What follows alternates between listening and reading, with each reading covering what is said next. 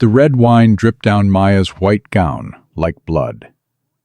500 guests watched in silence. Vanessa Prescott stood there, empty glass in hand, smiling. "Oops, clumsy me." But Maya didn't wipe the stain. She didn't cry. She looked straight into Vanessa's eyes and whispered something that made the older woman's face turn white. Something that would destroy 3 fortunes, end 2 marriages, and expose a secret buried for 15 years. And it all started with a single word. If you want to see how one woman brought New York's elite to their knees, subscribe now and comment where you're watching from. This story will change how you see everything. The wine was still dripping when Maya spoke. "I'm working." Her voice was barely above a whisper, but somehow it cut through the ballroom like a blade. The French words hung in the air between them.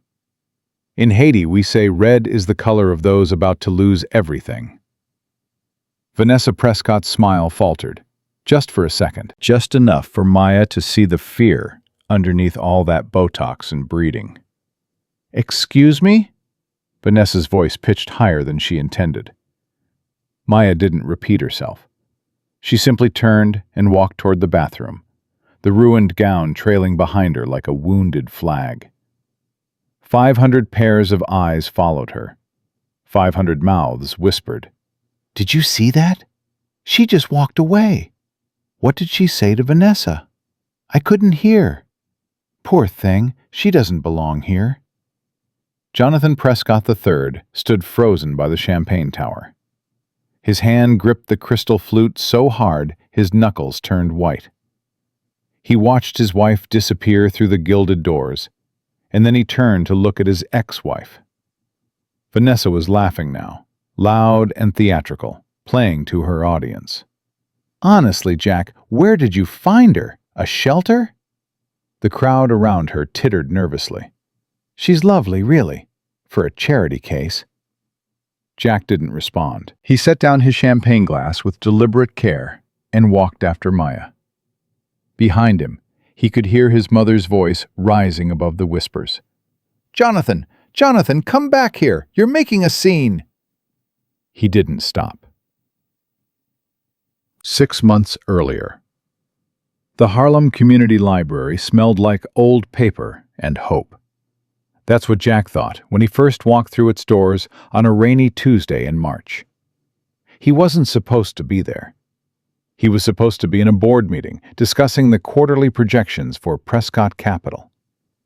But his driver had taken a wrong turn, and then the car had broken down. And then Jack had seen the faded sign through the rain-streaked window. Harlem Community Library. Free books. Free dreams. Something about those words made him push open the door. The woman behind the desk didn't look up when he entered.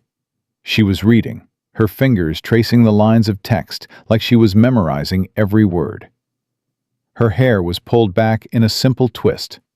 No makeup, no jewelry. Just a woman and a book, and the quiet sound of rain. "Can I help you?" She still hadn't looked up. "I'm looking for something on Haiti," Jack said. "Economic history. Pre-revolution period." Now she looked up. Her eyes were dark brown, almost black, and there was something in them that made Jack forget, just for a moment, that he was worth $4 billion. "That's specific," she said. "I'm doing research for a foundation project." "Which foundation?" "Prescott?" She didn't react to the name, not a flicker of recognition. Jack found himself oddly pleased by this. "We have 3 books that might help. 2 in English, 1 in French. The French one is better." "I don't read French." "Then you'll get incomplete information." It wasn't a criticism, just a fact. Jack found himself smiling. "What's your name?" "Maya." "Just Maya?" "Maya Sinclair, and you're dripping on my floor." Jack looked down. His Italian shoes had created a small puddle on the worn wooden boards. "Sorry." There's a mat by the door. I'll remember that next time. Who said there'll be a next time? Jack laughed. He couldn't remember the last time someone had spoken to him like this. Like he was just a man, not a fortune, not a name, not a target. I'll take the French book, he said. Maybe I'll learn. Maya raised an eyebrow. It takes years to learn French properly. Then I'd better start today. She held his gaze for a long moment. Then she stood and walked to the back of the library. Jack watched her go. She moved like water, smooth and unhurried, like time meant nothing to her. When she returned, she handed him a worn leather volume. This was written in 1847 by a Haitian scholar named Jean-Baptiste Rousseau, no relation to the philosopher. It's the most comprehensive account of pre-revolutionary economics on the island. Most academics don't even know it exists. How do you know it exists? My grandmother was Haitian. Was? She passed 3 years ago. I'm sorry. Maya shrugged. She lived a good life, 92 years, saw her country fall and rise and fall again. Never lost hope. That's rare. Hope? Keeping it. Maya looked at him differently then, like she was seeing him for the first time. The book is due back in 3 weeks, she said. Don't be late. I hate lateness. I won't be. Jack took the book. Their fingers brushed. Just for a second. He came back the next day with a French dictionary and a terrible accent. Maya laughed at his pronunciation so hard she had to cover her mouth. C'est impossible, she said between giggles. You sound like you're choking. Teach me then. I'm not a teacher. What are you? The laughter faded from her eyes. Something darker passed through them. Pain. Old pain. I'm a librarian, she said. That's all. Jack knew she was lying. He'd been lied to by experts his whole life. He knew the difference between a secret and a lie. Maya had a secret, maybe more than one. He didn't push. He just kept coming back. 3 weeks became 3 months. The French dictionary became conversations that lasted until the library closed. The conversations became dinners at a tiny Haitian restaurant that Maya loved and Jack had never heard of. Why do you keep coming here? Maya asked him one night over griot and pickles. You could buy 1,000 French tutors. I don't want a tutor. What do you want? Jack put down his fork, looked at her across the table. The candle between them flickered in her eyes. I want to know who you really are. I'm nobody. That's the second lie you've told me. What was the first? That you're just a librarian. Maya's jaw tightened. She looked away. Some things should stay buried, Jack. Why? Because digging them up only causes pain. For who? For everyone. Jack reached across the table, took her hand. She flinched, but didn't pull away. I've been married before, he said. Did you know that? Everyone knows that. Then you know it ended badly. I heard she cheated. She did more than cheat. She sold company secrets to my biggest competitor while sleeping with my CFO. Cost me $200 million and 3 years of my life. I'm sorry. Don't be. It taught me something. What? That the people who look like they belong in my world are usually the ones who will destroy it. And the people who look like they don't belong are often the only ones worth trusting. Maya's hand trembled in his. You don't know me, Jack. I know enough. You know nothing. Then tell me. The silence between them stretched like a wire about to snap. I had a brother, Maya finally said. Marcus. He was 4 years younger than me. Smart, so smart. He wanted to be a doctor. I was going to help him pay for medical school. What happened? He was killed. Robbery gone wrong. 3 blocks from our apartment. He was 19. Maya. I had a career, Jack, before, a good one. Professor of linguistics at Columbia. Published papers, international conferences. I spoke at the UN once. Jack stared at her. What? After Marcus died, I couldn't stay in that world. The academic world. Where everyone talks about changing things, but no one actually does anything. So I quit. Opened the library. Started actually helping kids like Marcus. Kids who deserve a chance. Why didn't you tell me? Because I didn't want you to know. I didn't want anyone to know. I'm not that person anymore. I'm just Maya, the librarian. That's who I want to be. Jack squeezed her hand. You're not nobody, Maya. You're the most remarkable person I've ever met. You're biased. Completely. She laughed. Just a small sound, but it was real. Your mother will hate me, Maya said. Probably. Your friends will look down on me. Let them. Your ex-wife will try to destroy me. I won't let her. You might not have a choice. Jack leaned across the table, close enough that he could see the tears she was fighting back. Marry me, Maya. She pulled away. What? Marry me. We've known each other 3 months. I've known people my whole life who I understand less than I understand you. Jack, this is crazy. Maybe, but I don't care. I've been careful my whole life.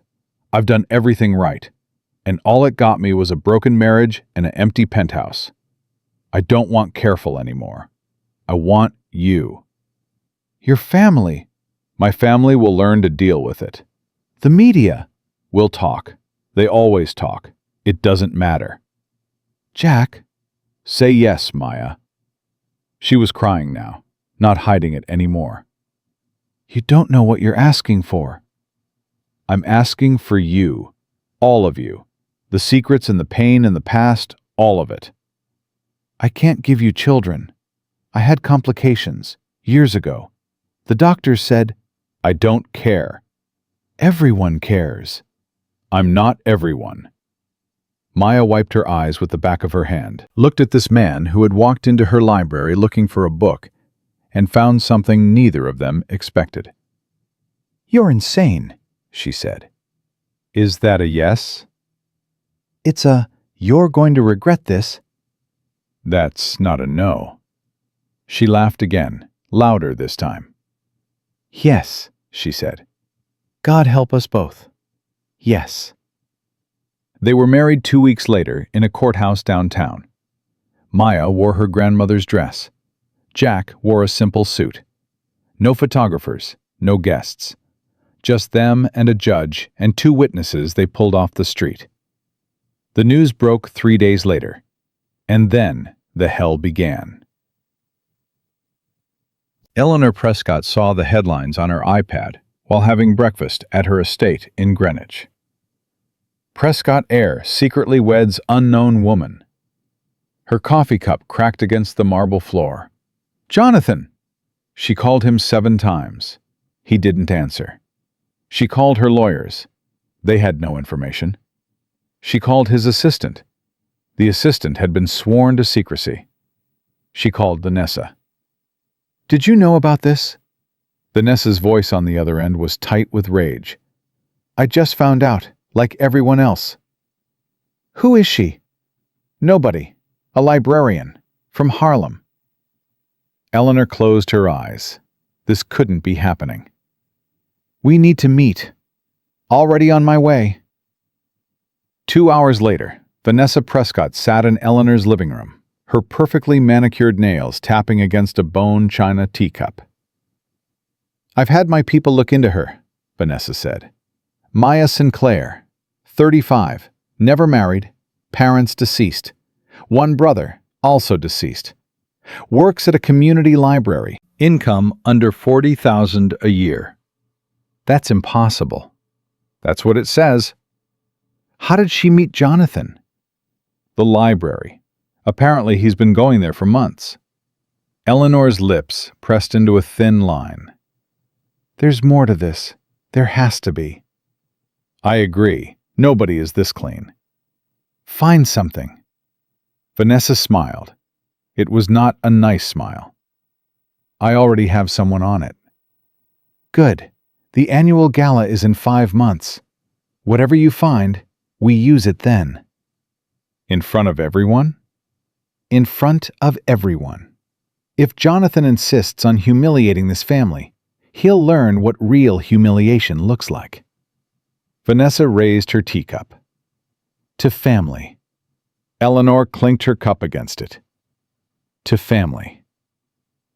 Neither of them knew that Maya Sinclair had secrets bigger than anything they could imagine.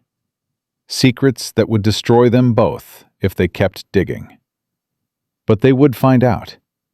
In exactly 5 months. At the gala.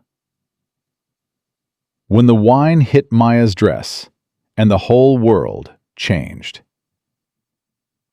Maya stood in the bathroom of the Prescott Foundation gala, staring at her reflection in the mirror. The wine stain had spread across her white gown like a wound. 5 months of whispers. 5 months of snubs. 5 months of watching Jack's family circle her like sharks smelling blood. She had endured it all. For him. But tonight, something had broken. Not in her, in them. She had seen it in Vanessa's eyes when the wine left the glass. Not accident, intent. Pure, calculated malice. And she had seen something else, something Vanessa didn't know she was showing. Desperation. Maya reached into her clutch and pulled out her phone, scrolled through her contacts, found a name she hadn't called in 3 years. Dr. William Chen, her former colleague at Columbia, her closest friend in her old life. The only person besides Jack who knew all her secrets. She typed a message. I need you at the Prescott Gala. Now. It's time. The response came in seconds. I'm already here. I saw what happened. What do you need? Maya smiled at her reflection. The woman in the mirror smiled back. For 5 months, she had been a lamb among wolves. Tonight, she would remind them what she really was. Maya stepped out of the bathroom. The wine stain was still there. She hadn't tried to hide it. Hadn't changed into the backup dress that Jack kept in his car for emergencies. She wore that stain like armor. Jack was waiting for her outside the door. His face was pale with fury. We're leaving, he said. Right now. No. Maya, what she did was exactly what I expected. Maya took his hand. And exactly what I needed. I don't understand. You will. But first, I need you to trust me. I always trust you. Then go back to the party. Smile. Act like nothing happened. I can't just... Jack. She squeezed his hand. I have spent 5 months letting these people believe I'm weak. Tonight, I'm going to show them what weak really looks like. But I need you to let me do this my way. Jack searched her eyes. Whatever he saw there made him take a step back. What are you going to do? What I should have done the day I met your mother. Maya turned and walked back into the ballroom. The crowd parted before her like the Red Sea. Every eye in the room tracked the red stains spreading across her white gown.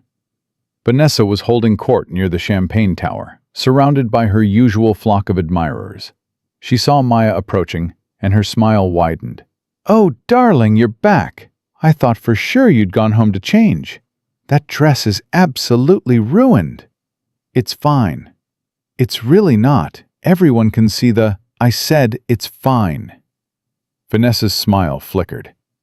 Well, if you insist on embarrassing yourself, who am I to stop you? Speaking of embarrassment, Maya's voice was calm and clear. I've been meaning to ask you something, Vanessa. Oh? How much do you owe Victor Castellano? The color drained from Vanessa's face. Around them, the crowd went silent. I don't know what you're talking about. Victor Castellano, Runs the private tables at the Meridian Club. You've been playing there every Thursday for 2 years. You're down, what, 8 million? 9? Vanessa's champagne glass trembled in her hand. That's a lie. Is it? I have the records. Would you like me to share them? You're bluffing. Maya pulled out her phone, scrolled through it slowly. Let Vanessa see the screen. Still think I'm bluffing? Vanessa grabbed for the phone. Maya stepped back, smooth as water. Don't touch me. Where did you get that? How did you? I'm a librarian, Vanessa. Research is what I do. You bitch! The word rang out across the ballroom. Heads turned. Phones appeared. Someone was already recording. Maya didn't flinch. Call me whatever you want, but remember this.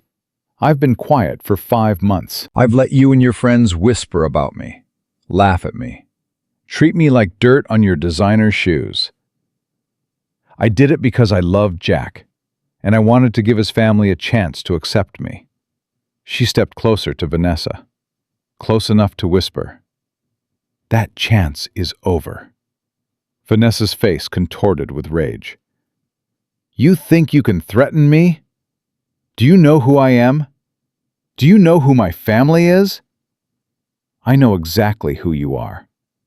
You're a woman who married Jonathan Prescott for his money, cheated on him with his CFO, and sold company secrets to his competitors. You cost him $200 million, and the only reason you're not in prison is because he was too ashamed to press charges. The crowd gasped. That's not... I never...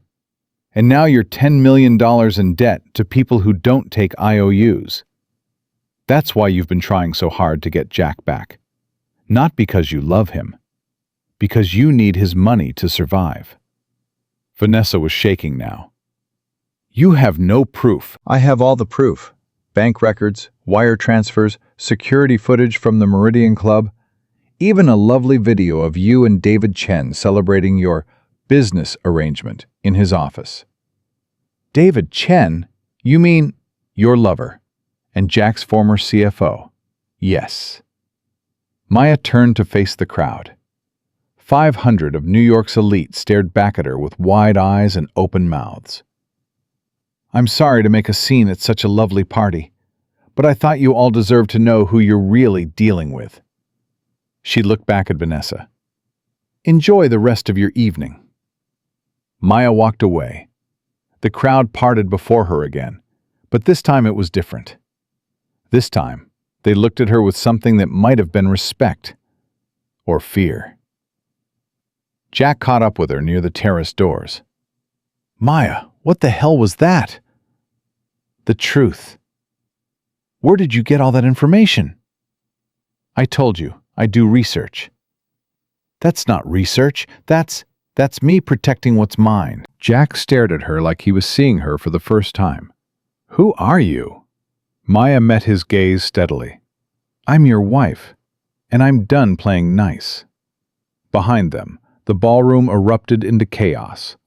Vanessa was screaming at her friends, at the staff, at anyone who would listen. Eleanor Prescott was pushing through the crowd toward her son, and somewhere in the corner, an older Chinese man was smiling into his champagne. Dr. William Chen had always known this day would come. He just hadn't expected it to be so entertaining. Eleanor Prescott reached Jack and grabbed his arm. Jonathan, my office, now. Mother, now. Jack looked at Maya. She nodded. Go. I'll be fine. I'm not leaving you alone with these people. I won't be alone. She glanced toward Dr. Chen. Jack followed her gaze. Who is that? An old friend. Go. Deal with your mother. I'll explain everything later. Jack hesitated, then squeezed her hand and followed Eleanor toward the private offices. Maya watched him go, then made her way to Dr. Chen. William. Maya. He embraced her warmly. That was quite a performance. It wasn't a performance. No, I suppose it wasn't. He pulled back to look at her. You look good, happy, despite everything. Jack makes me happy. I can see that. I'm glad you found someone. I didn't expect to. After Marcus. I know. William handed her a glass of champagne. I was surprised when you texted. I thought you wanted to leave that life behind. I did, but some things won't stay buried. The past has a way of finding us. It's not just the past. Maya took a sip of champagne.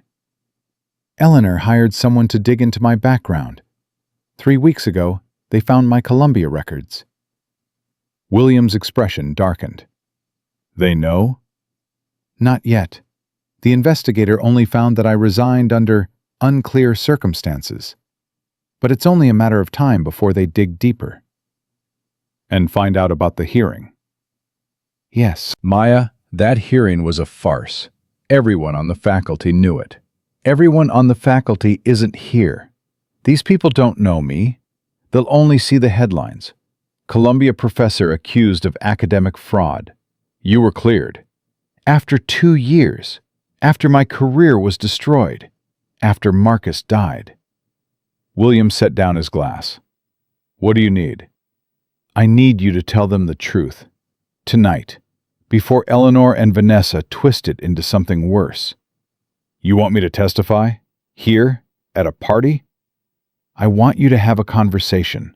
With the right people. At the right time. Which people? Maya nodded toward a group near the orchestra. A tall man in his 60s stood at the center, laughing at something his companion said. Judge Robert Patterson. He sits on the board of 6 major foundations. If he hears your version first, the others will follow. And if he doesn't believe me? He will. You were my department chair, William. You saw what really happened. You saw who was behind the accusations. Dr. Harrison. Yes. He's dead, Maya. Heart attack, 3 years ago. I know, but his lies live on. Every time someone Googles my name, his accusations come up first. William was quiet for a long moment. You've thought this through. I've had 5 months to think. And if I do this? If I clear your name in front of New York's elite? What then? Maya looked toward the offices where Jack had disappeared with his mother. Then I stop hiding. From everyone. Including Jack? He knows about Columbia. Does he know about the rest?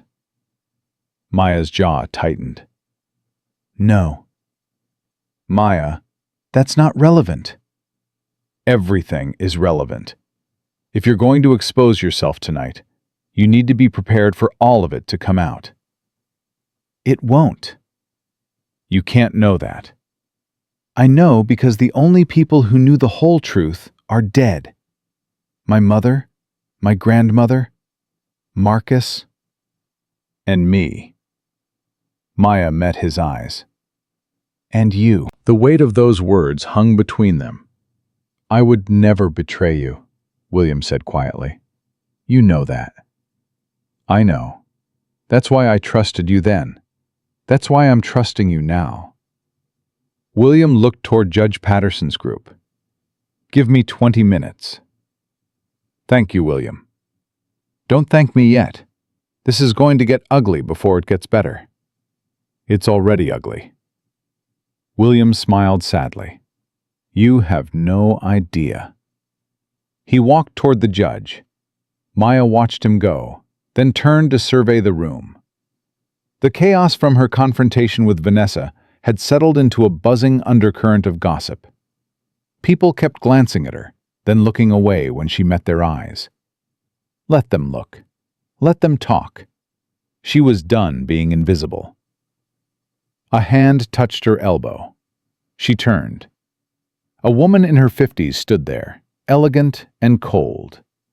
Barbara Hamilton, wife of Gregory Hamilton, one of Jack's biggest business partners.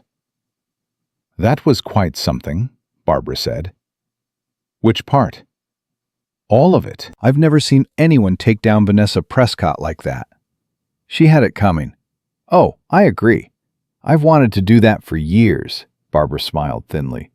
But I never had the nerve. It's not about nerve. It's about having nothing left to lose. You think you have nothing to lose? You're married to one of the richest men in the country. I'm not afraid of losing money. I grew up without it. I can do it again. Barbara studied her.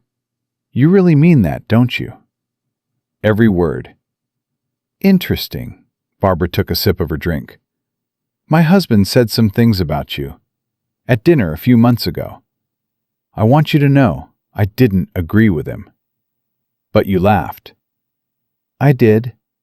Barbara had the grace to look uncomfortable. That was wrong. Yes, it was. I'm trying to apologize. Are you? Or are you trying to get on the winning side before the night is over? Barbara's cheeks flushed. That's unfair, is it? Your husband called me a gold digger to my face while you sat there and smiled. Now Vanessa's been exposed, and suddenly you want to be friends. You'll forgive me if I'm skeptical. Barbara's expression hardened. I see. Well, I tried. You tried to cover your ass. There's a difference. Maya turned away from her. She could feel Barbara's glare burning into her back, but she didn't care.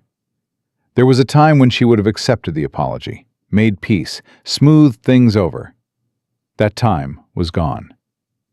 Across the room, she saw Eleanor Prescott emerge from the offices. Jack was not with her. Eleanor's face was pale with anger, her movements sharp and jerky as she pushed through the crowd. She was coming straight for Maya. Maya braced herself. You. Eleanor's voice was ice. What did you just do? I told the truth. You humiliated my family. No, Vanessa humiliated herself. I just gave her an audience. You think this is funny? You think this is some kind of game? I think you spent 6 months treating me like an enemy. I think you hired investigators to dig into my past. I think you conspired with your son's ex-wife to destroy me. I did no such thing. You're lying. The words cracked between them like a whip. Eleanor's face went red. How dare you? I dare because I'm done, Eleanor. Done being polite. Done being patient. Done waiting for you to accept me. You never will. I understand that now. So let me make something clear. Maya stepped closer. Close enough that only Eleanor could hear. I love your son. He loves me. We are married, and we will stay married, whether you like it or not. You can accept that, and we can have a civil relationship. Or you can keep fighting me, and I will fight back. And I promise you, you will lose. You're threatening me? I'm informing you. There's a difference. Jonathan will never choose you over his family. He already has, every day for 6 months. You just didn't notice because you were too busy plotting with the woman who betrayed him. Eleanor flinched. Vanessa made mistakes, but she comes from a good family. She understands our world. Your world is poison, Eleanor. It chewed up your son's first marriage and spit it out. It's trying to do the same to his second. The only difference is, I'm not going to let it. You're nobody. You're nothing. You think speaking a few languages makes you special? You think one dramatic scene changes anything? I think it's just the beginning. Eleanor's eyes narrowed. What does that mean? Maya smiled. It was not a kind smile. It means the night is young, Eleanor, and I have so much more to share. She walked away, leaving Eleanor standing alone in the crowd. People were staring openly now. The whispers had become a roar. Maya didn't look back. She made her way to the terrace, needing a moment of quiet. The city lights stretched out below her like a sea of stars, and she gripped the railing hard enough to turn her knuckles white. 5 months. 5 months of swallowing her pride. 5 months of watching Jack suffer as his family tore at their marriage. 5 months of being called a gold digger, a charity case, a nobody. And now it was ending, one way or another. You look like you could use this. A man appeared beside her, holding out a glass of water. He was handsome, mid-40s, with salt and pepper hair and a politician's smile. Senator Paul Davis. Thank you. Maya took the water but didn't drink it. I saw what happened in there. With Vanessa. Everyone saw. I suppose they did. He leaned against the railing beside her. That took guts. Or stupidity. Same thing sometimes, he smiled. I've been watching you, Mrs. Prescott, ever since you married Jonathan. Should I be flattered? You should be curious. About what?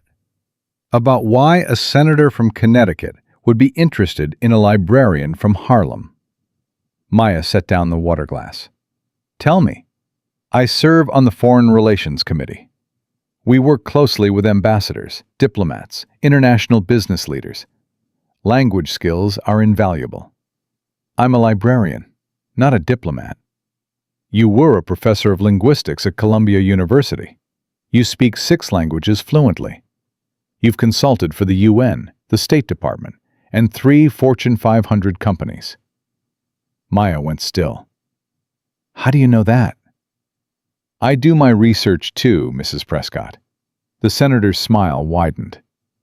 The question is, why does someone with your credentials work at a community library in Harlem? That's none of your business. Maybe not, but it is interesting. He reached into his jacket and pulled out a business card. I'm hosting a dinner next month, very exclusive. Some of the most powerful people in the country will be there. I'd like you to come. Why?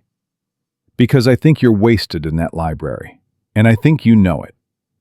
Maya looked at the card, looked at the senator, looked at the possibilities opening up before her. I'll think about it. That's all I ask. He pushed off the railing. Enjoy the rest of your evening, Mrs. Prescott. Something tells me it's going to be memorable. He walked away. Maya stared at the card in her hand. She had spent 3 years hiding from her past, hiding from the person she used to be, hiding from the pain of losing Marcus and the guilt of surviving him. And now, in one night, all of that was crumbling.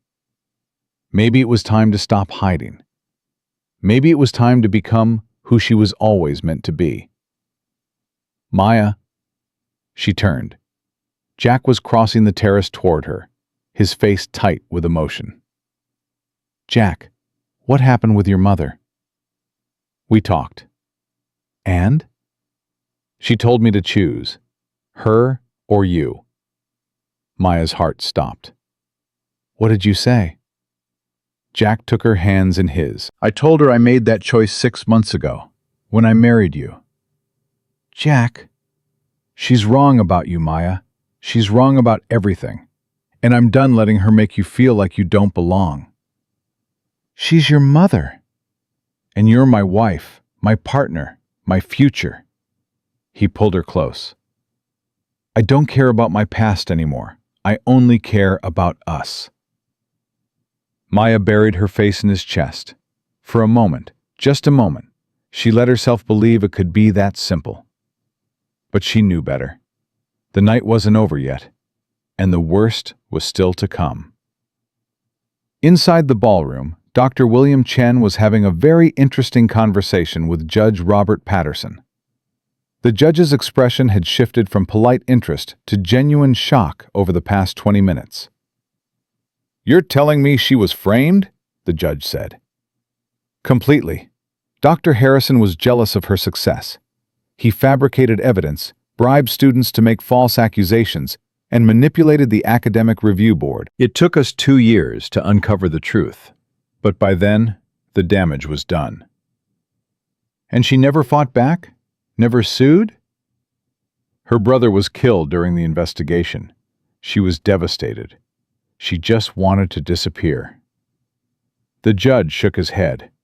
That woman has been treated shamefully tonight. And for what? Because she doesn't come from money? Money has nothing to do with character, Robert. You know that. I do. The judge looked toward the terrace where Maya stood with Jack. "I think I need to have a word with Mrs. Prescott. I think she would appreciate that." The judge excused himself and made his way through the crowd. William watched him go, a small smile playing on his lips.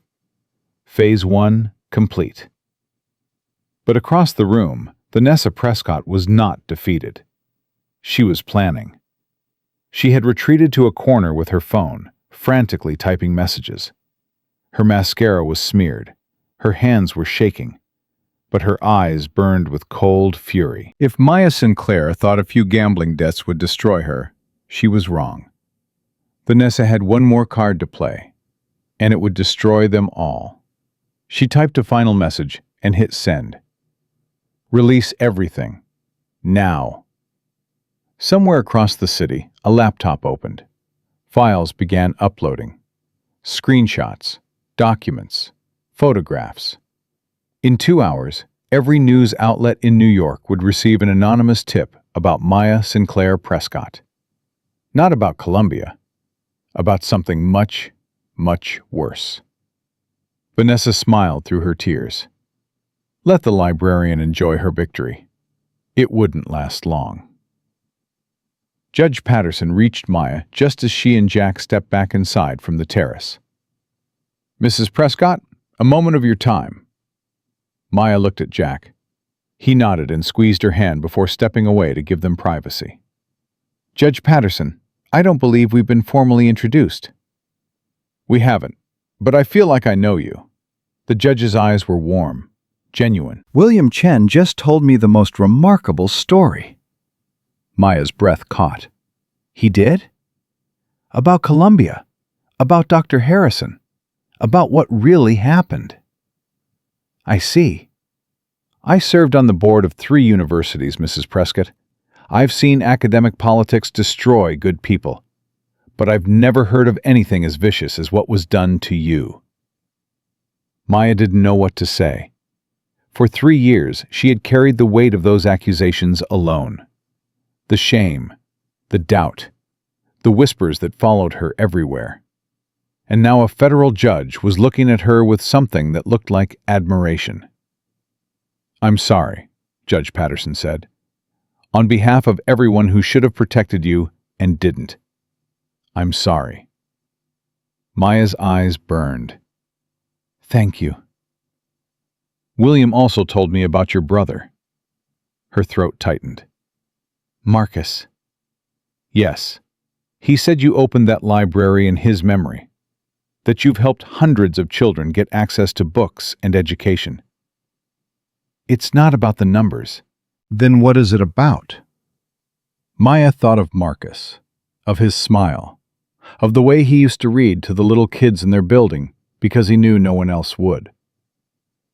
"It's about making sure no kid feels invisible, the way we felt." Judge Patterson nodded slowly. "I chair the National Education Foundation. We fund literacy programs across the country. I'd like to talk to you about expanding what you've built." "I'm a librarian, Judge, not a nonprofit executive." "You're a linguist with a PhD from Columbia who chose to serve children instead of chasing prestige. That's exactly the kind of person we need." Before Maya could respond, a commotion erupted near the entrance. Phones were buzzing, people were gasping. A wave of shocked whispers rippled through the crowd. "What's happening?" Maya asked. Judge Patterson was already looking at his phone. His face went pale. "Mrs. Prescott, I think you need to see this." He handed her the phone. Maya looked at the screen. Her blood turned to ice. It was a news article, published 2 minutes ago. The headline screamed at her in bold black letters. "Billionaire's wife secretly fathered by Haitian dictator. Shocking documents revealed." The room started spinning. "No," she whispered. "No, no, no." Jack appeared at her side, took the phone, read the headline. "What the hell is this?" "It's not true," Maya said. Her voice was shaking. "It's not." "Maya," Jack grabbed her shoulders. "Look at me. What is this?" "It's a lie. It has to be a lie." But even as she said it, she felt the old fear rising. The fear she had buried so deep she almost forgot it existed. The secret her mother had taken to her grave. "Maya, talk to me." She looked at Jack, at the confusion and fear in his eyes, at the man she loved more than anything in the world. And she knew she had to tell him the truth. "My mother," Maya's voice cracked. "She never told me who my father was. She said it didn't matter." She said I was hers, and that was enough. "Okay, but this article says—" "I know what it says, and I don't know if it's true." Tears spilled down her cheeks. "My mother was born in Haiti. She came here when she was 16. She never talked about her life there. Never talked about my father. I asked, but she would just cry and change the subject." "So you don't know who your father is?" "I have suspicions. I've had them since I was old enough to do the math." Maya wiped her eyes. "My mother came to America in 1975. The same year Papa Doc Duvalier died and his son took over. She was 16 years old, Jack. Alone. Pregnant. Terrified." Jack's face went white. "You think—" "I don't know. I've never known. And I never wanted to find out because I was afraid of exactly this." Around them, the ballroom had descended into chaos. People were staring at their phones, at Maya, at Jack. The whispers had become a roar. "There she is. Did you see the article? Her father was a dictator? A mass murderer. Jonathan married the daughter of a monster." Eleanor Prescott pushed through the crowd, her face twisted with fury. "You!" She stabbed a finger at Maya. "You brought this into my family. You brought your filthy blood into my son's life." "Mother, stop." Jack stepped between them. "Don't defend her. Look at what she is. Look at what you married." "I married a woman I love. Her father's identity, whoever he is, doesn't change that." "It changes everything. Do you have any idea what this will do to our reputation? To our business? The Prescott name will be associated with a Caribbean dictator." "That's what you're worried about? Our reputation?" "Someone has to be." Maya stepped forward. "Eleanor, I swear to you, I didn't know. I never knew for certain." "You expect me to believe that? You expect me to believe this is just a coincidence?" "I don't expect you to believe anything, but it's the truth." "The truth?" Eleanor laughed bitterly. "You wouldn't know truth if it slapped you in the face. You've been lying since the day you met my son." "I never lied. I just didn't tell him everything." "That's the same thing." "No, it's not." Maya's voice hardened. "I didn't tell Jack about my possible father because I didn't know for certain. Because my mother died without ever confirming it.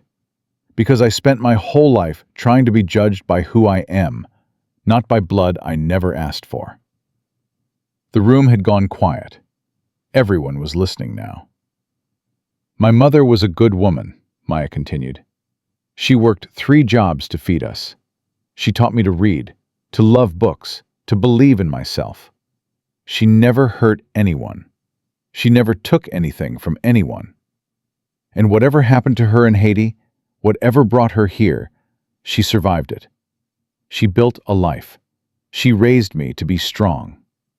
Maya looked around at the sea of shocked faces. "So yes, my father might have been a monster. I don't know.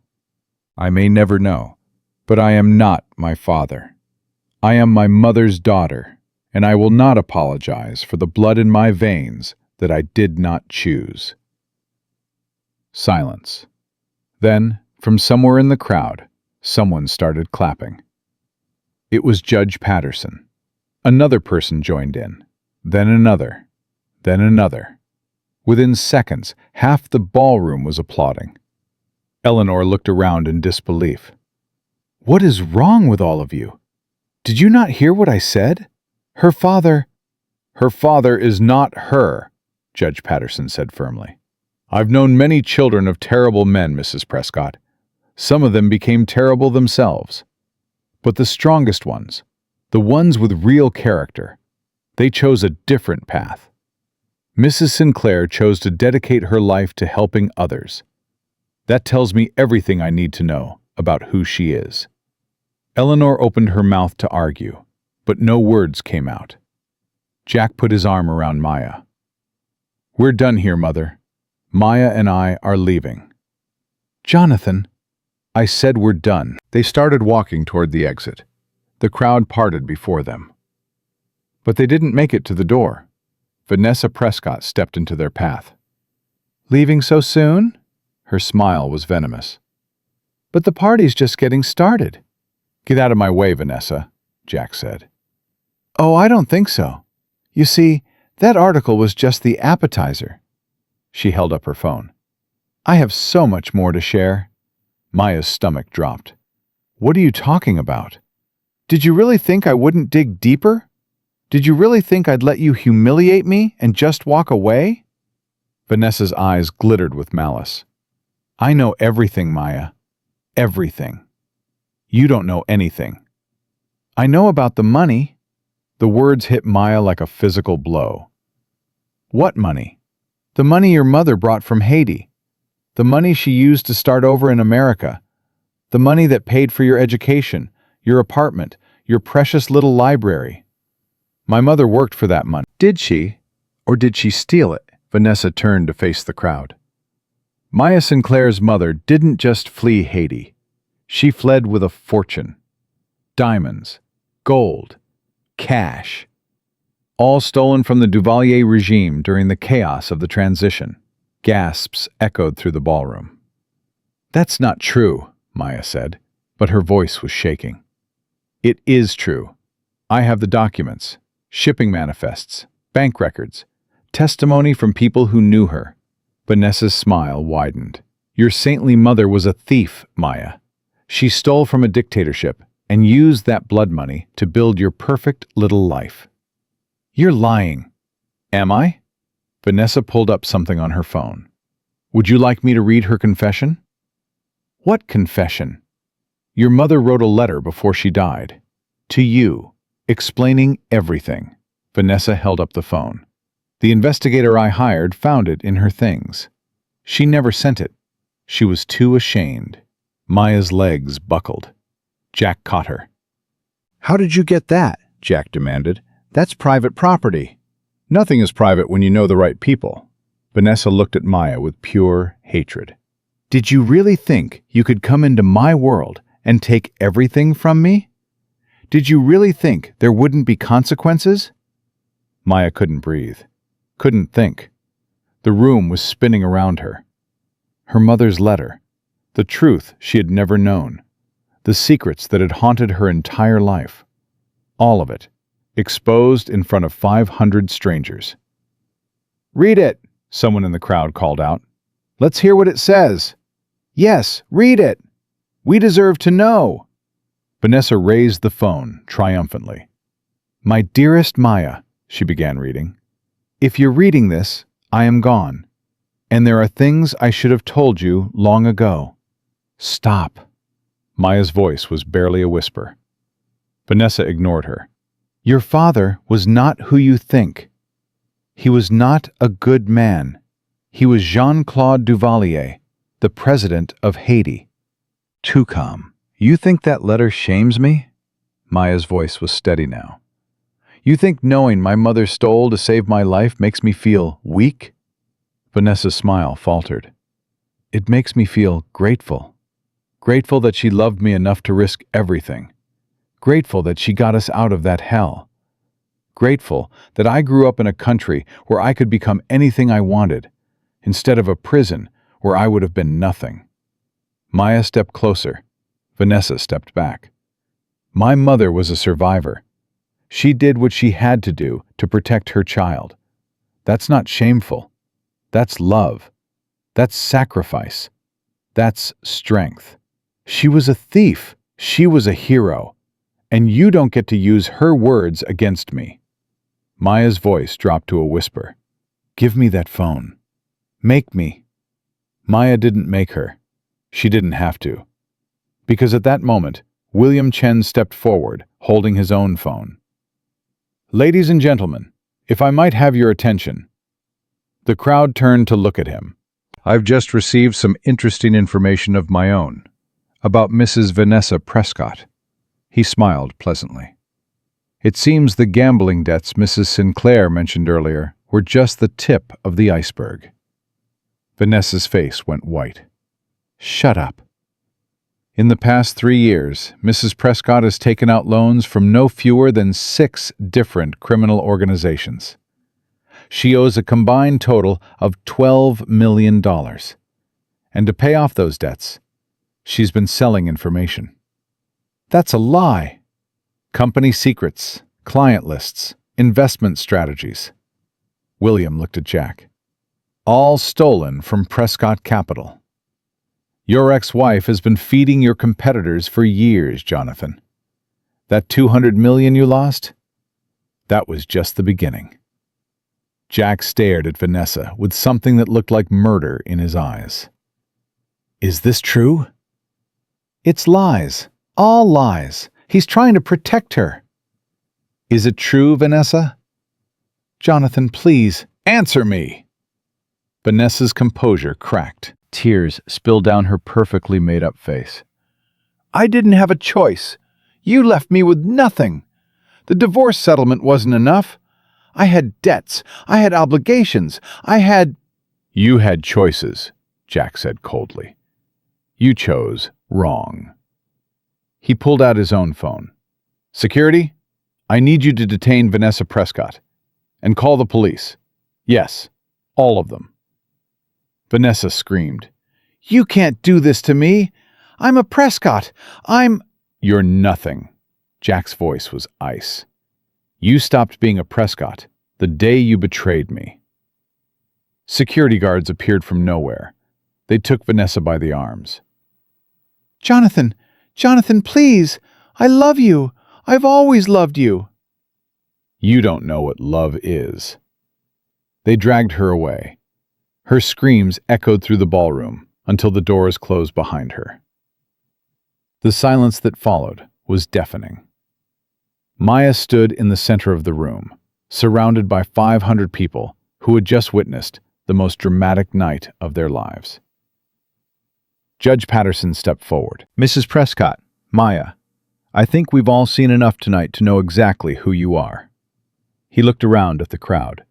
A woman of courage, of integrity, of incredible strength. Whatever her origins, whatever her family history, she has proven herself worthy of respect. He started to applaud. This time, everyone joined in. The sound washed over Maya like a wave. She closed her eyes, let herself feel it.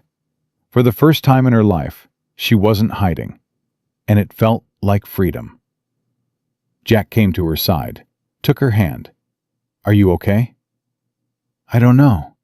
She opened her eyes. I just found out my mother stole from a dictator to save my life. I think I need a minute. Jack laughed. It was a surprised, exhausted sound. Take all the time you need. How much do you hate me right now? Hate you? Jack pulled her close. Maya, I just watched you face down my ex-wife, my mother, and 500 years of New York high society. I don't hate you. I'm in awe of you. Your mother will come around, or she won't. I don't care anymore. You should care. She's your family. You're my family now. You and whatever children we'll have. You and the life we're going to build together. That's what matters. Maya looked up at him, at this man who had seen her at her worst, and still looked at her like she was everything. I love you. I know. He kissed her forehead. Let's go home. They started walking toward the exit. The crowd parted before them. But this time, there were no whispers, no judgment, just respect. until Eleanor Prescott stepped in front of them one last time. "Jonathan, wait!" Jack's jaw tightened. "Mother, I'm not doing this again." "I know." Eleanor's voice was different now, smaller. I need to say something." "Say it." Eleanor looked at Maya. For the first time, there was no hatred in her eyes, just exhaustion, and something that might have been shame. "I was wrong." The words hung in the air. I was wrong about you, about what kind of person you are, about what you would bring to this family. Eleanor took a shaky breath. I let Vanessa poison me against you. I let my own prejudices blind me. And I'm sorry. Maya stared at her. You expect me to just forgive you? After everything you've done? No, I expect you to tell me to go to hell. I deserve it. Eleanor's eyes filled with tears. But I'm asking anyway, because my son loves you, and I've finally seen why. Maya looked at Jack. He squeezed her hand. "It's your choice," he said quietly. "Whatever you decide, I'll support you." Maya looked back at Eleanor, at the woman who had made her life miserable for 6 months, who had conspired against her, who had called her names and questioned her worth. And she made a decision. "I don't forgive you," Maya said. "Not yet. Maybe not ever." Eleanor nodded, accepting it. "But I'm willing to try.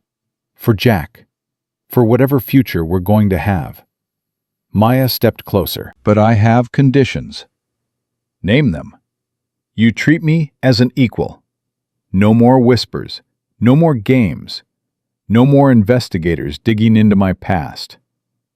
"Done." "And you acknowledge, publicly, that I am your son's wife. Not his mistake, not his charity case, his partner." Eleanor hesitated, then nodded. "I can do that."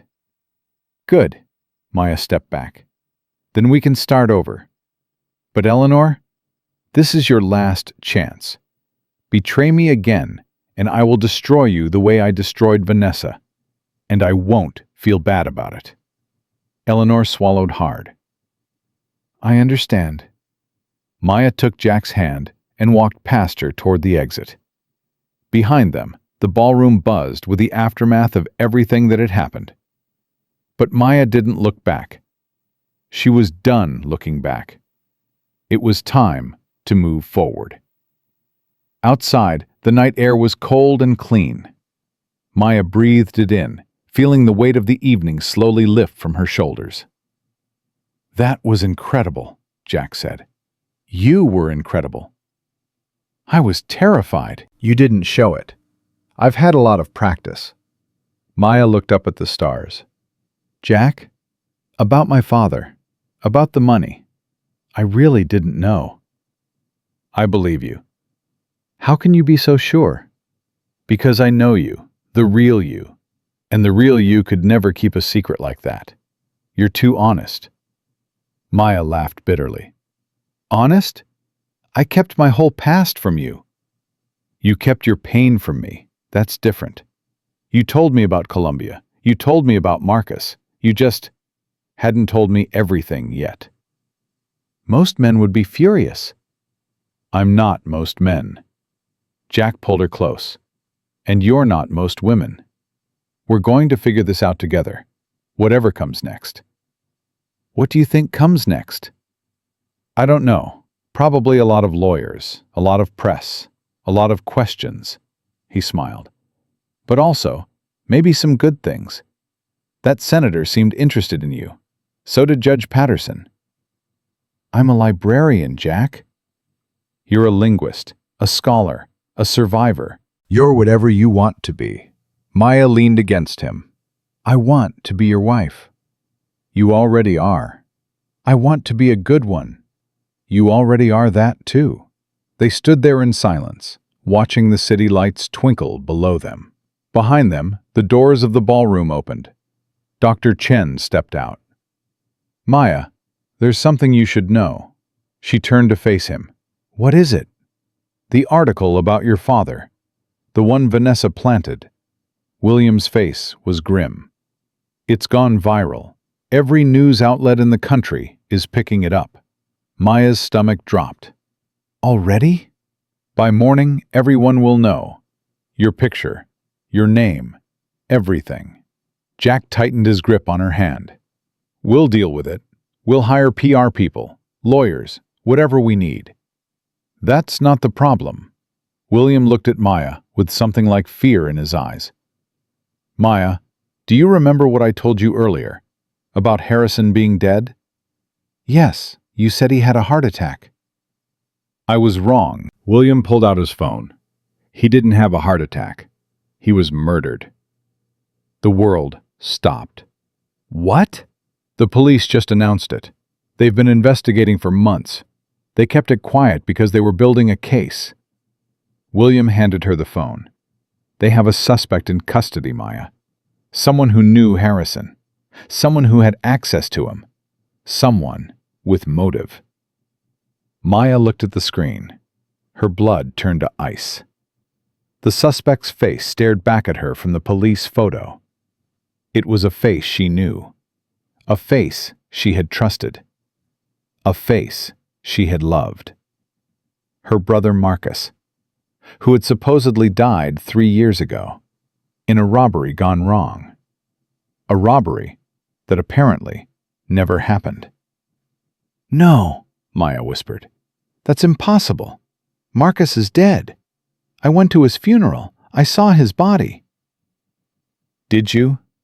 William's voice was gentle. Did you actually see his body, Maya?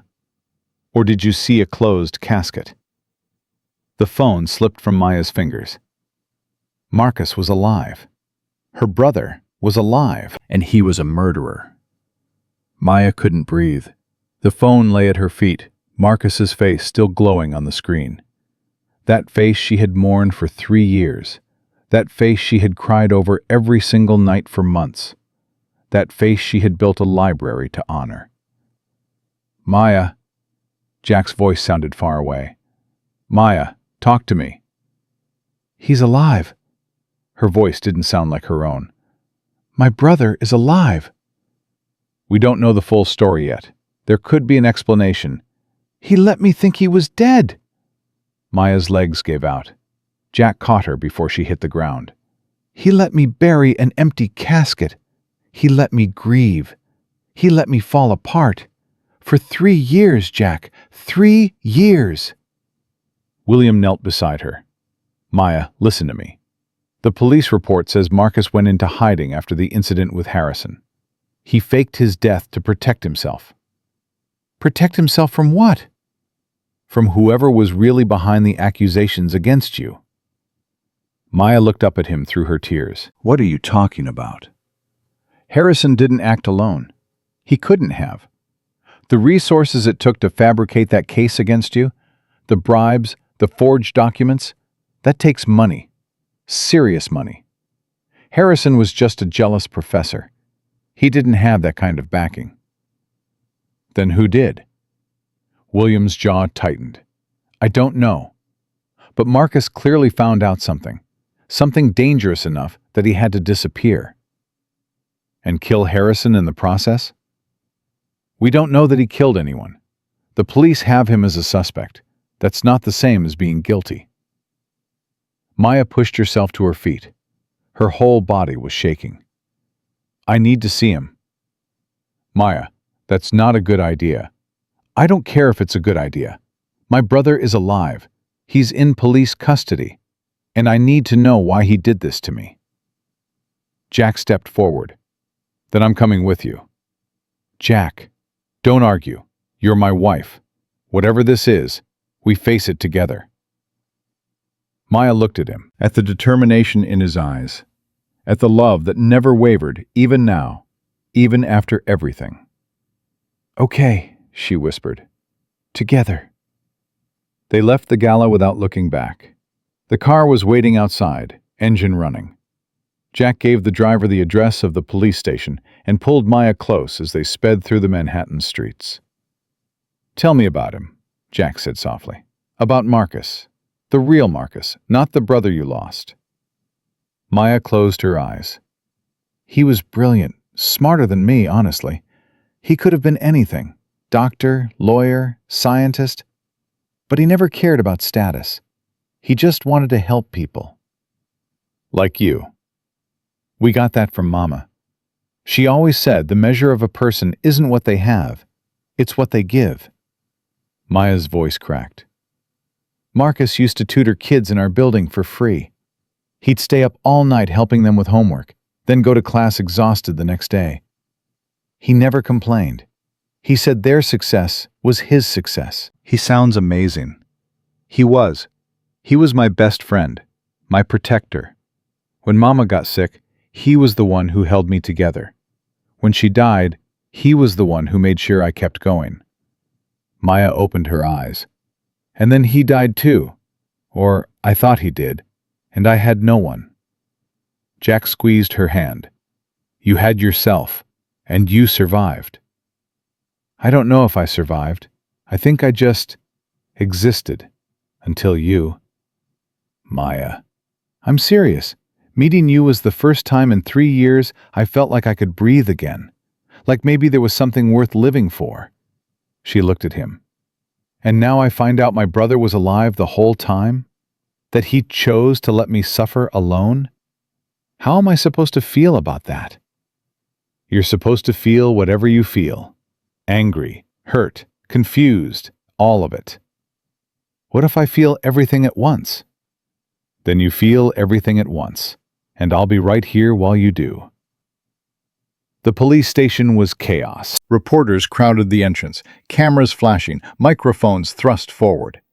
Someone had leaked the story about Marcus Sinclair, and now the whole world wanted a piece of it.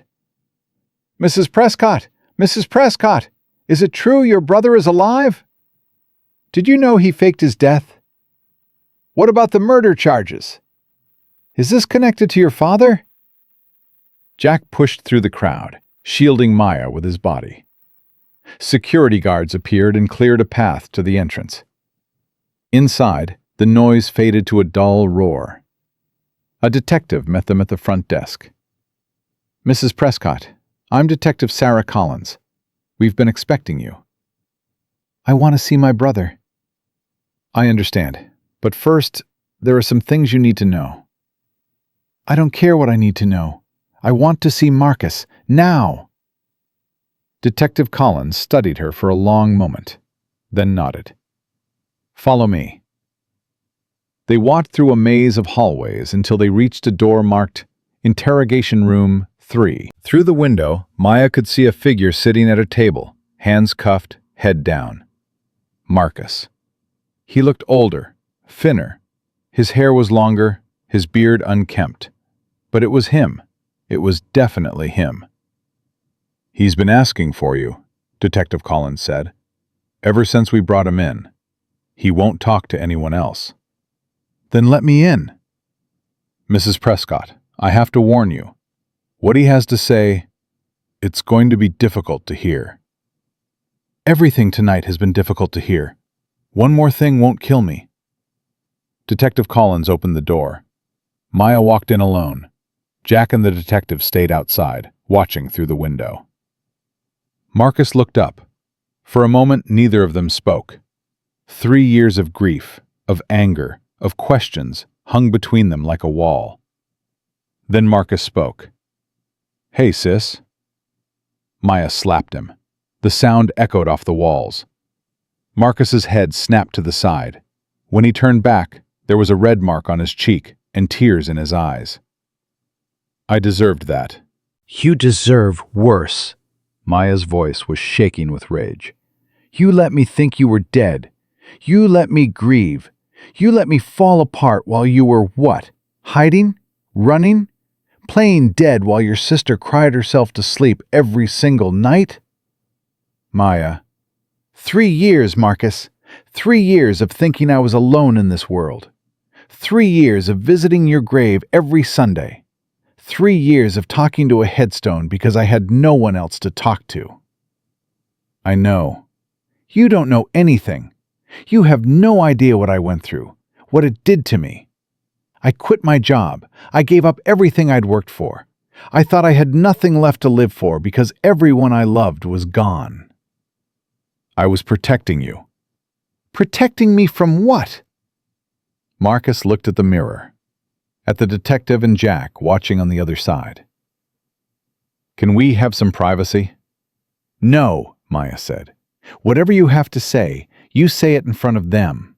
I'm done with secrets. Marcus's jaw tightened. Then he nodded. Fine. You want the truth? Here it is. He leaned forward. Harrison didn't frame you because he was jealous. He was paid to do it. By who? The Duvalier family. Maya felt like she'd been punched. What? Your father's family. Well, half-siblings, technically. Jean-Claude had other children, legitimate ones. When he died in exile, they inherited what was left of the family fortune. But it wasn't enough for them. They wanted more. What does that have to do with me? Mama took something when she fled Haiti. You know that now. But what you don't know is what she took. Marcus's eyes bored into hers. It wasn't just money, Maya. It was documents. Proof of hidden accounts, offshore assets, properties all over the world.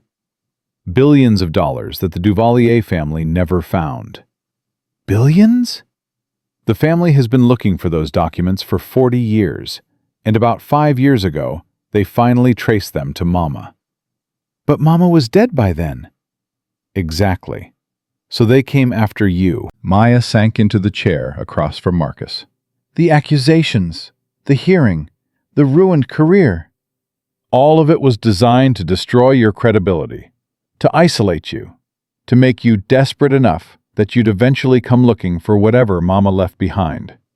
They figured if they pushed you hard enough, you'd lead them right to the documents. But I didn't know about any documents. They didn't believe that. They thought you were playing dumb, so they kept pushing. Marcus's voice dropped, and when that didn't work, they decided to use me. Use you how? They contacted me, said if I helped them find the documents, they'd leave you alone. If I didn't, they'd kill you.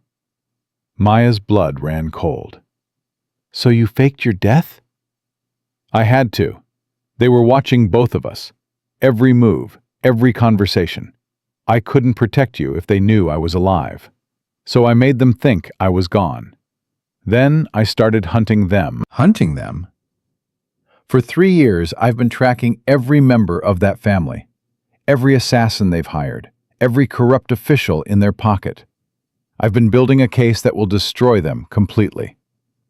And Harrison? Marcus went quiet. Marcus, did you kill Harrison? He was going to kill you. Maya's heart stopped. What? Last month, the family got impatient. They decided you were never going to lead them to the documents. So they gave Harrison a new assignment. Make it look like an accident, a mugging gone wrong, a break-in, something that wouldn't raise suspicions. How do you know this? Because I've had Harrison under surveillance for 2 years. I intercepted his communications. I knew the hit was coming. Marcus's eyes were hard. So I got to him first. You killed him. I stopped him from killing you. There's a difference. Is there? You murdered a man, Marcus. A man who was going to murder my sister. Marcus slammed his cuffed hands on the table. What was I supposed to do? Let him do it? Let them win?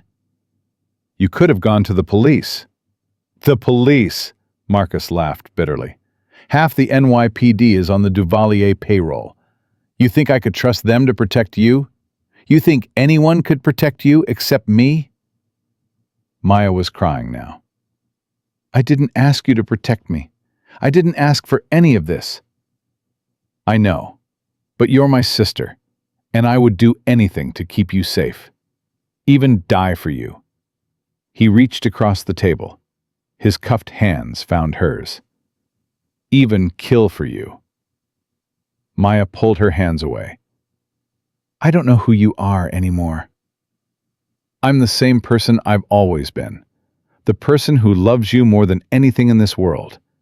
The person who would burn it all down to keep you safe. That's not love, Marcus. That's obsession.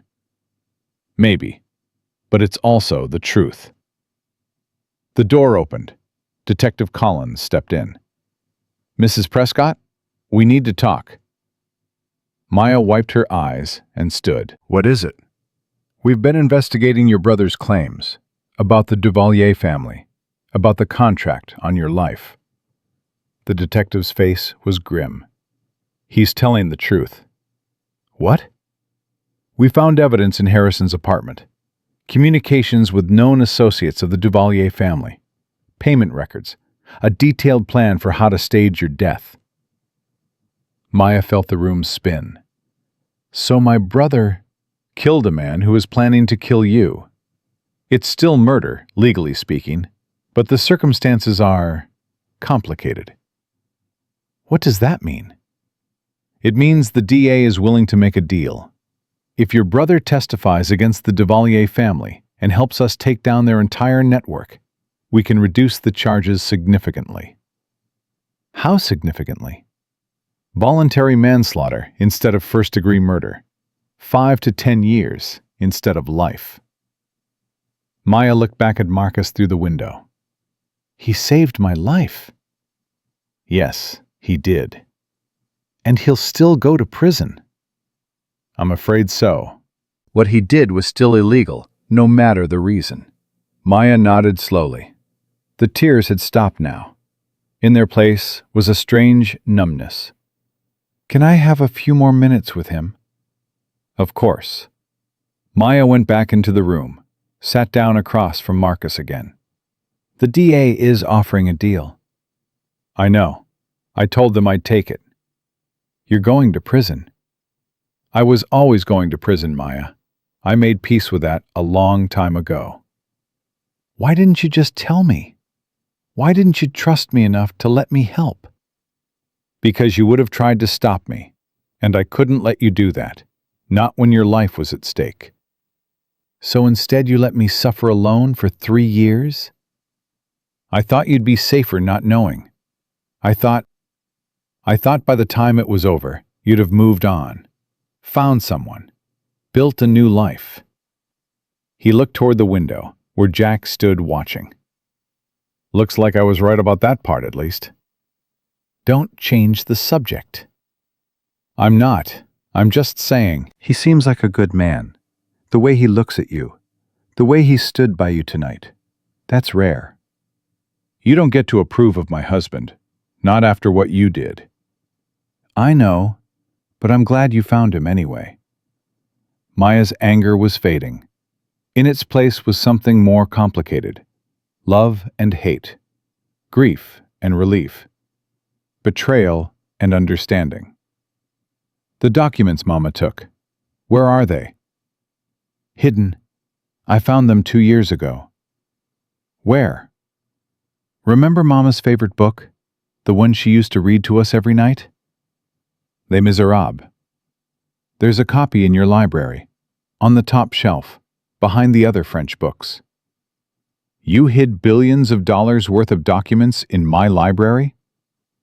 It's the last place anyone would look, and I knew you'd protect those books with your life. Maya almost laughed. It was absurd, all of it. Her mother's stolen fortune, her brother's faked death, a dictator's legacy hidden in a community library in Harlem. What am I supposed to do with them? Whatever you want. Burn them, give them to the authorities. Use them to destroy the Duvalier family once and for all. Marcus leaned forward. But Maya, be careful. Those documents are worth billions. People have killed for less.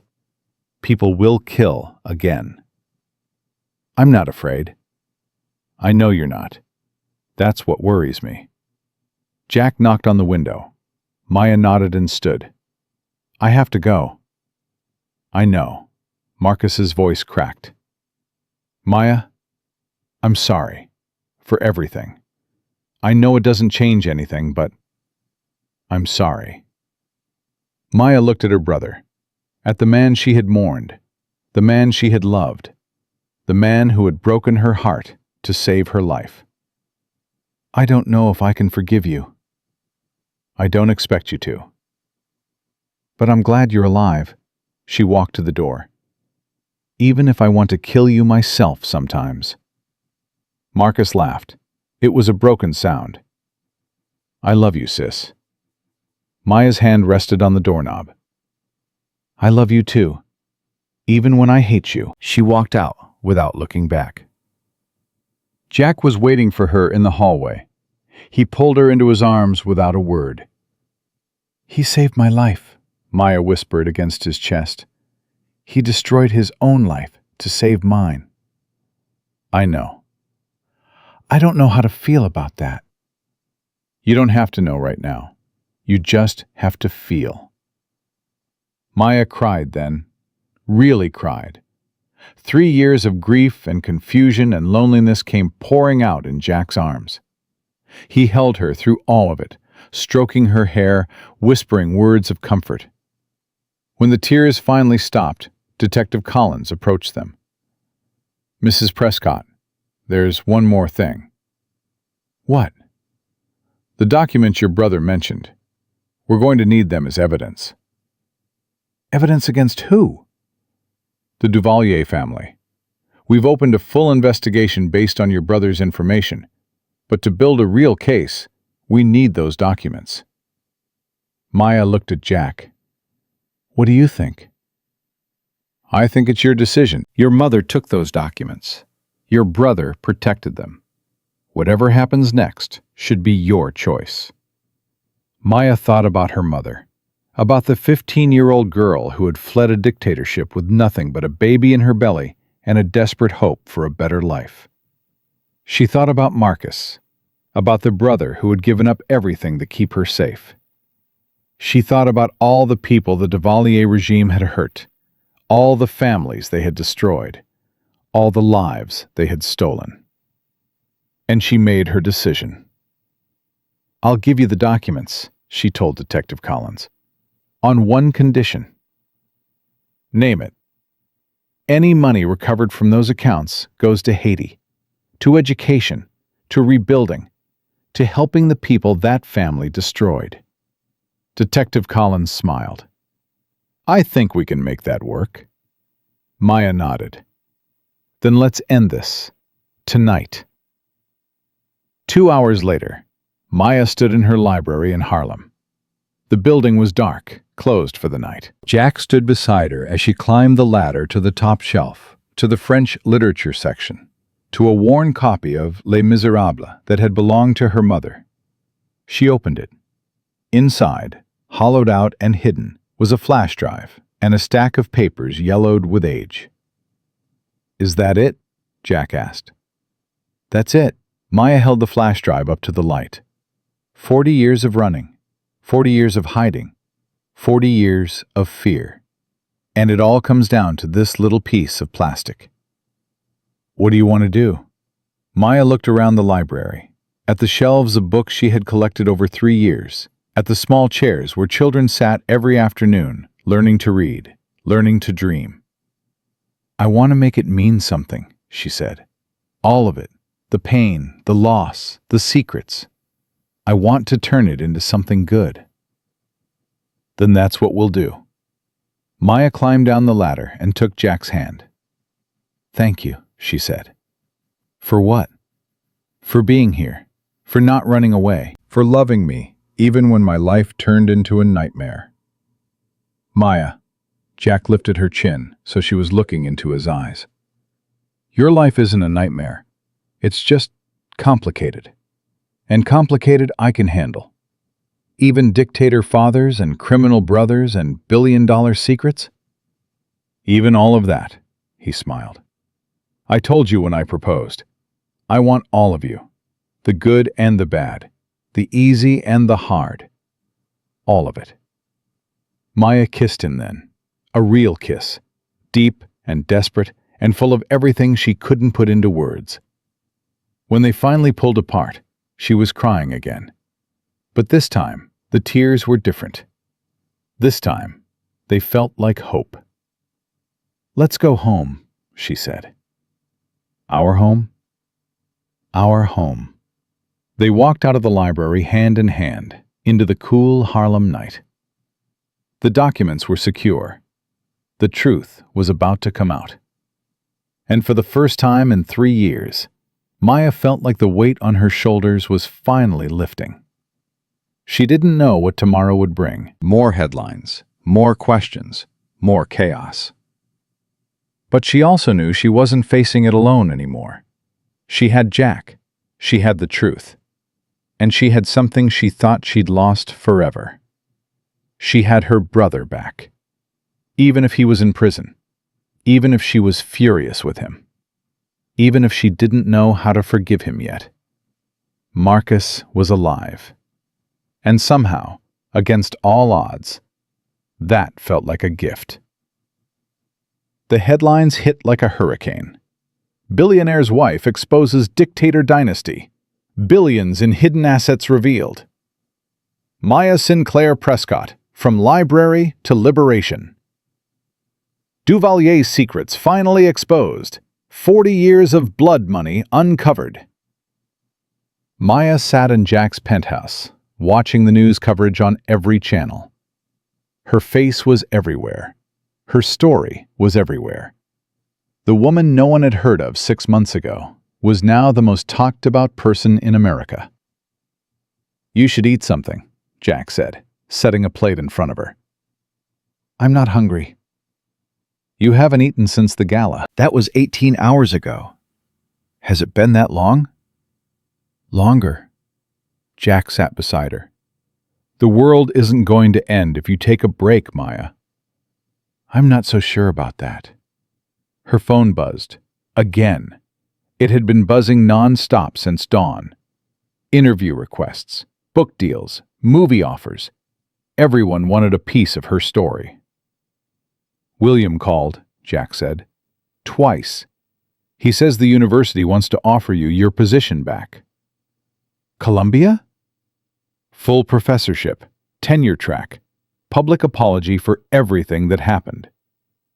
Maya laughed bitterly. 3 years too late. "That's what I told him. He said to let you know the offer stands." I'll think about it. "Will you?" Maya looked at him. Probably not. I have a library to run. The doorbell rang. Jack went to answer it and returned with Detective Collins. "Mrs. Prescott, we need to talk." What's wrong? "Nothing's wrong. In fact, things are very right." The detective sat down across from her. "We executed raids this morning. 12 countries, 47 arrests. We've frozen over $2 billion in assets connected to the Duvalier network." Maya's breath caught. Already? "Your documents were the key. Bank accounts, property deeds, shell company records, everything we needed to build cases across multiple jurisdictions." Collins smiled. "You just helped us take down one of the largest criminal networks in the Western Hemisphere." I didn't do anything. My mother took those documents. "Your mother took them. Your brother protected them. But you chose to use them for good. That matters." Maya thought about her mother, about the scared teenager who had fled with nothing but hope and a secret that would change everything. What happens to the money? "The frozen assets will be processed through international courts. It could take years to sort out. But the Haitian government has already filed claims. If everything goes through, we're talking about billions in restitution." For the people. For the people. Schools, hospitals, infrastructure. Everything the Duvalier regime stole, going back to where it belongs. Maya's eyes filled with tears. Mama would have wanted that. "I think she would have." Collins stood. "There's one more thing." What? "Your brother. The DA reviewed his case in light of everything that's happened. Given his cooperation and the circumstances of Harrison's death, they're reducing the charges further." How much further? "Manslaughter 2, 3 to 5 years. With good behavior, He could be out in 18 months. Maya's heart leaped. 18 months? It's not perfect, but it's a lot better than life. Can I see him? He's being transferred to a minimum security facility upstate. You can visit next week. Thank you, Detective, for everything. Collins shook her hand. Thank you, Mrs. Prescott. You've done more for justice in one night than most people do in a lifetime. After the detective left, Maya sat in silence, processing everything. Are you okay? Jack asked. I don't know. I think so. Maybe. That's progress. Maya laughed, a real laugh. I guess it is. The phone buzzed again. This time, Maya looked at the caller ID. Eleanor Prescott. She showed Jack the screen. Want me to answer it? He asked. No, I'll do it. She picked up. Eleanor? Maya. The older woman's voice was hesitant, uncertain. I'm calling to see how you're holding up. I'm managing. I saw the news, all of it, about your brother, about the documents, about everything your family went through. And I owe you an apology, a real one, not the half-hearted thing I gave you at the gala. Maya waited. I judged you from the moment I heard your name. I assumed you were after Jonathan's money, his status, his family name. I never stopped to consider that you might actually love him, that you might be exactly who you appeared to be. A nobody from Harlem? A remarkable woman who built herself from nothing, who faced tragedy after tragedy and kept going, who has more courage in her little finger than I've had in my entire life. Maya's throat tightened. Eleanor, I'm not good at this. Apologizing. Admitting I was wrong. The Prescott women don't do vulnerability. Eleanor's voice cracked. But I'm trying. For Jonathan's sake. And for yours. I appreciate that. I'd like to start over, if you're willing. I know I don't deserve it, but I'm asking anyway. Maya looked at Jack. He nodded slowly. I'm willing to try, Maya said, but it's going to take time. I understand. And if you ever conspire against me again, I won't be as forgiving. I wouldn't expect you to be. Eleanor paused. Maya, Jonathan is lucky to have you. I see that now. We're lucky to have each other. Yes, I suppose you are. They said goodbye.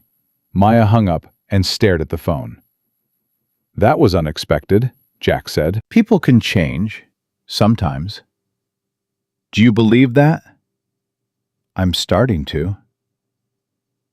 1 week later, Maya walked into the minimum security facility upstate. Marcus was waiting for her in the visiting room. He looked better than he had at the police station. Cleaner, calmer. Still wearing prison clothes, but somehow more at peace. You came, he said. I said I would. I wasn't sure you meant it. I always mean what I say, Marcus. You should know that by now. He gestured to the chair across from him. Maya sat. I saw the news, Marcus said. You did it. You really did it. We did it. Your evidence, your sacrifices. Without you, none of this would have happened. I killed a man, Maya. You saved my life. Does one cancel out the other? I don't know, but I know Harrison was going to murder me, and you stopped him. That has to count for something. Marcus looked down at his hands. I've had a lot of time to think in here. About what I did. About whether it was right. About whether I'd do it again. And? I would, in a heartbeat. To protect you, I'd do anything. Even spend 5 years in prison? Even longer. Maya's eyes burned.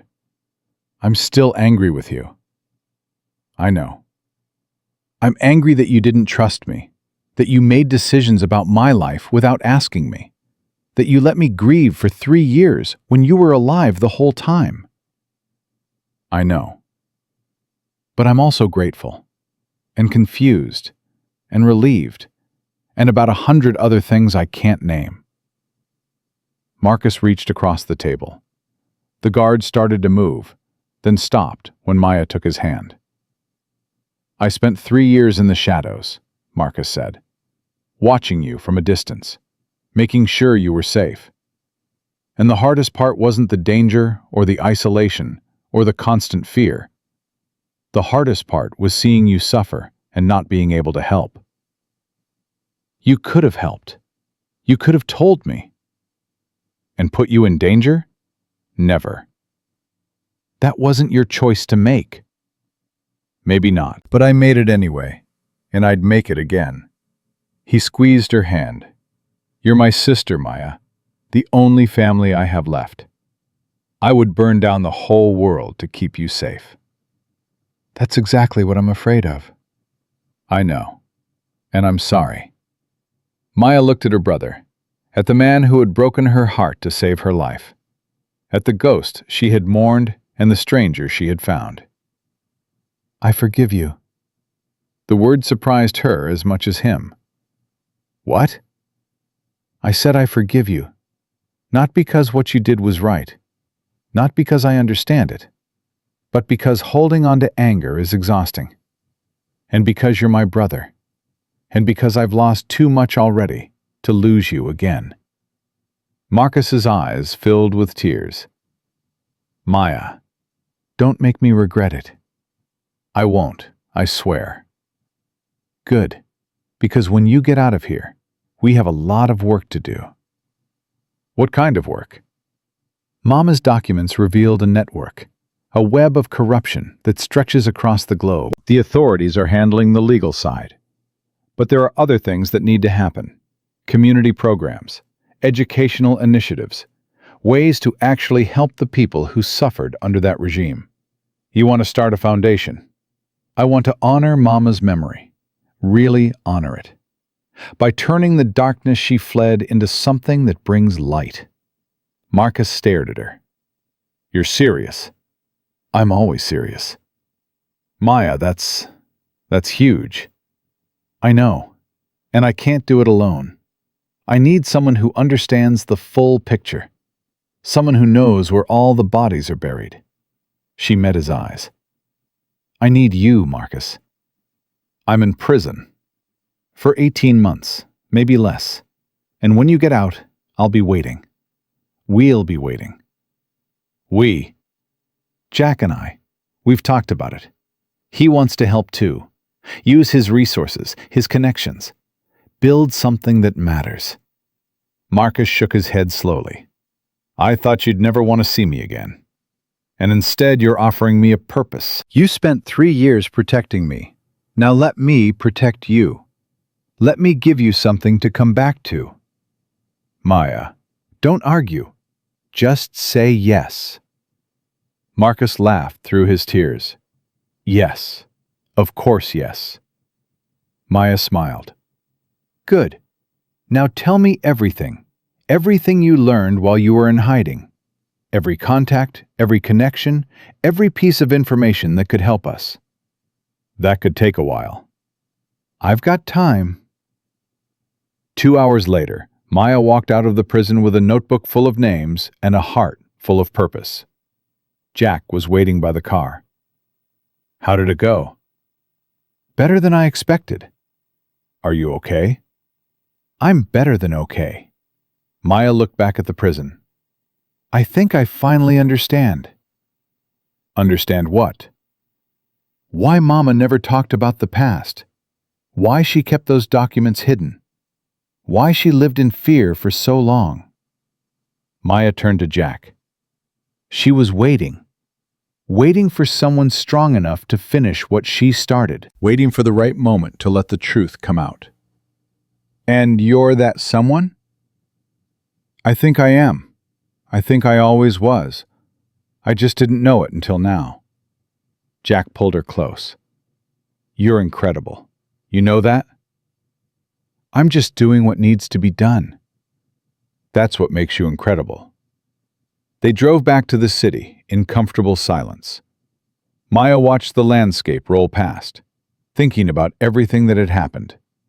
The gala, the revelations, the secrets that had defined her entire life. And she realized something. She wasn't afraid anymore. For the first time since she could remember, the weight of her past didn't feel like a burden. It felt like a foundation, something to build on instead of something to hide from. Her mother had been brave enough to flee a dictator with nothing but a baby and a hope. Her brother had been brave enough to sacrifice everything to keep her safe. Now it was her turn to be brave. 6 months later, the Sinclair Foundation held its inaugural gala at the Prescott Foundation headquarters. 500 guests filled the ballroom, but this time they weren't there to gossip or judge. They were there to celebrate. Maya stood at the podium, looking out at the crowd. Jack sat in the front row, beaming with pride. Eleanor sat beside him, her presence a testament to how much had changed. Dr. William Chen was there, along with Judge Patterson, Senator Davis, and dozens of others who had become allies in the months since that fateful night. And in the back of the room, wearing a suit instead of prison clothes, stood Marcus. He'd been released early for good behavior, 2 days ago, just in time for this. "Thank you all for being here," Maya began. "6 months ago, I stood in a ballroom not unlike this one, wearing a dress stained with red wine and a heart full of fear. Some of you were there that night. Some of you laughed at me. Some of you dismissed me as a nobody who didn't belong." The room was silent. "I don't blame you for that. I understand it. In your world, value is measured in bank accounts and bloodlines. And by those measures, I had nothing." She paused. "But I've learned something in the past 6 months. Something important. Value isn't measured in money or status. It's measured in courage, in compassion, in the willingness to stand up for what's right, even when it costs you everything." Maya looked at Marcus. "My brother spent 3 years in the shadows, protecting me from threats I didn't even know existed. He gave up his freedom, his identity, his entire life, because he loved me enough to sacrifice everything." She looked at Jack. "My husband stood by me when the whole world seemed to be falling apart. He never wavered, never doubted, never asked me to be anyone other than who I am." She looked at the crowd. "And my mother, who I lost too young, gave me the greatest gift of all. She gave me the truth, a truth that was painful and complicated and terrifying, but also liberating, because the truth is the only foundation strong enough to build a real life on." Maya took a breath. "The Sinclair Foundation is named for my mother. It's built on the legacy she left behind. And its mission is simple: to give every child, regardless of where they come from, the chance to learn, to dream, to become whoever they want to be." She smiled. "Because that's what my mother wanted for me, what my brother fought for, what my husband believes in, and what I'm committed to for the rest of my life." The applause started slowly, then built into a roar. Maya stepped back from the podium. Jack was there to meet her, wrapping her in his arms. "You were amazing," he whispered. "I meant every word." "I know. That's what made it amazing." Marcus approached them, his eyes bright with emotion. "That was beautiful, sis." "It was true." "Same thing sometimes." Maya hugged him. For a long moment, they just held each other. "Thank you," she whispered, "for everything." "Thank you for not giving up on me." "Never." Eleanor came forward next. She looked at Maya with something that had never been there before. Respect. "That was remarkable," Eleanor said. Truly remarkable. Thank you, Eleanor. I was wrong about you. I've said it before, but I want to say it again, in front of everyone. I was wrong. I know. And I'm proud to call you my daughter-in-law. Maya's eyes filled with tears. That means more than you know. The rest of the evening passed in a blur of congratulations and connections. By the time the last guest left, Maya was exhausted but exhilarated. She stood on the balcony, looking out at the city lights, when Jack came to find her. "Penny for your thoughts?" Just thinking about how much has changed. "In 6 months?" In my whole life. Maya leaned against the railing. "A year ago, I was a librarian who talked to books more than people. I thought my life was over. I thought I'd never feel anything again. And now? Now I have a husband who loves me, a brother who's alive, a foundation that might actually change the world, a mother-in-law who doesn't hate me anymore." She laughed. "It's like someone else's life." "It's your life, the life you built. With help. Everyone needs help. The strong ones are the ones who accept it." Maya turned to face him. "Jack, I need to tell you something." "What is it?" "I'm pregnant." The words hung between them like stars. Jack stared at her. "What?" "I know I said I couldn't. The doctors said, but apparently they were wrong. Or something changed. I don't know. But I took 3 tests this morning. All positive." "Maya, I'm scared. I'm terrified, actually. What if something goes wrong? What if I'm not ready? What if—" Jack kissed her, deep and long and full of joy. When he pulled back, he was crying. We're having a baby? "We're having a baby."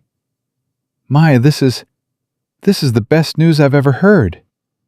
"You're not scared?" I'm terrified, but I'm also happier than I've ever been in my entire life. Maya laughed through her tears. "Me too." They stood there on the balcony, holding each other, watching the city sparkle below. A year ago, Maya Sinclair had been a woman hiding from her past, convinced she had nothing left to live for. Now she was Maya Prescott, wife, sister, founder, and soon, mother.